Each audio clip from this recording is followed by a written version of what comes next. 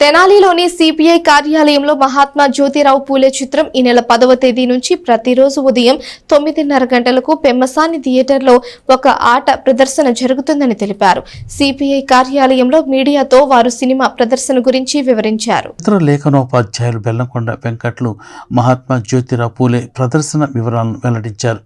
బోస్రోడ్లోని పెమ్మసాని థియేటర్లో ఈ నెల 10వ తేదీ నుంచి ప్రతిరోజు ఉదయం 9:30 గంటలకు ఒక ఆట ప్రదర్శించడం జరుగుతుందని వారు తెలియజేశారు.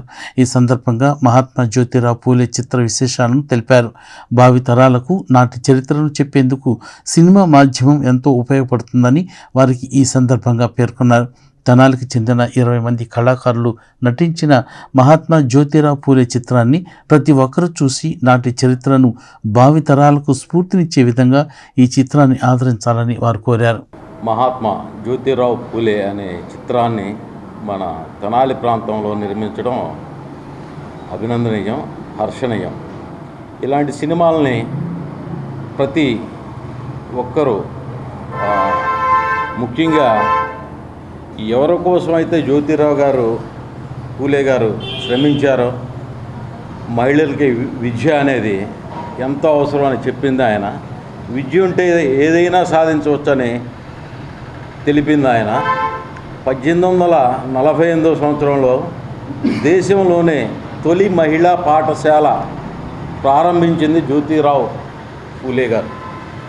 ఈ విషయంలో డాక్టర్ బిఆర్ అంబేద్కర్ గారు, రాజ్యాంగ నిర్మాత గారు కూడా జ్యోతిరావు పూలే గారిని ఆదర్శంగా తీసుకున్నారు. ఈ సినిమాని అందరూ ఆదరించాలి. చిన్న సినిమా పెద్ద సందేశం. మరి రంగస్థలం ఉన్న మాకున్న అనుభవం మీద తెనాలి వాళ్ళందరూ కూడా అవకాశం ఇచ్చి మనంతా కలిసి సినిమా చేయాలండి. ఒక గొప్ప మహాత్మా జ్యోతిరావు పూలే ఒక గొప్ప వ్యక్తి, 200 సంవత్సరాల నాటి వ్యక్తి గురించి మన యోజన మనం ఆ సినిమా తీస్తున్నాం.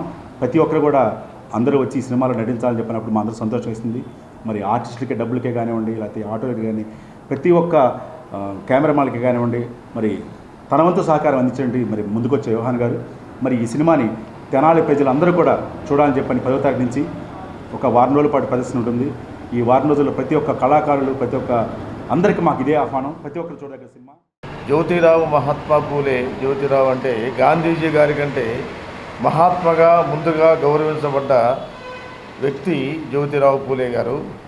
ఆయన సినిమా తీయడానికి మేము ముందుకొచ్చి అప్పుడు తెనాలి, ఆ రీతిగానే దుగ్గిరాల, చెరుకుపల్లి, అగ్రహారం మొదలగు ప్రాంతాల్లో ఈ సినిమాలు తీయడం జరిగినది.